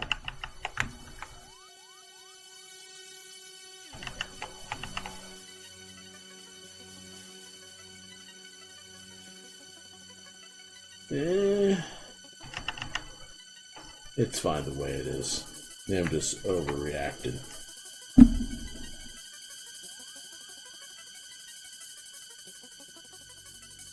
Okay, now I'm kind of just getting so deep in the weeds that's kind of like, are you actually going to notice this? Control S. Ugh. Okay. I think I'm at a place that I can get started animating you. Anything missing? Let's see. This looks plain. Yeah, let's see if I can't get this looking a little bit better looking. Because I believe this is... I don't know if it's a cloth, but it looks more woody. Looks a bit woody. But I do know that it looks like it adheres to light. That's all I need to know.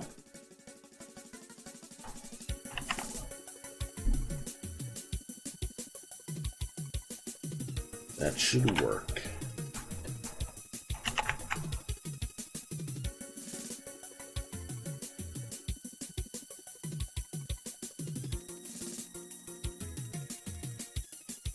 There we go.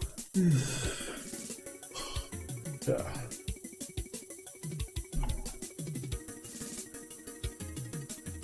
Okay.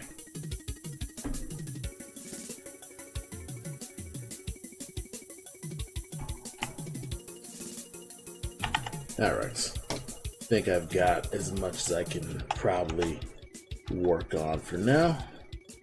But yeah, I think I'll just wrap the stream for this particular session of working on stuff.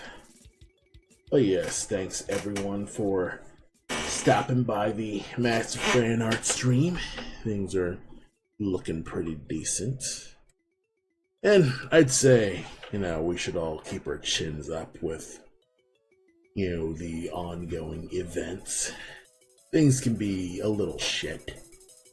And I'm the one who will totally believe that a lot of things aren't going to matter.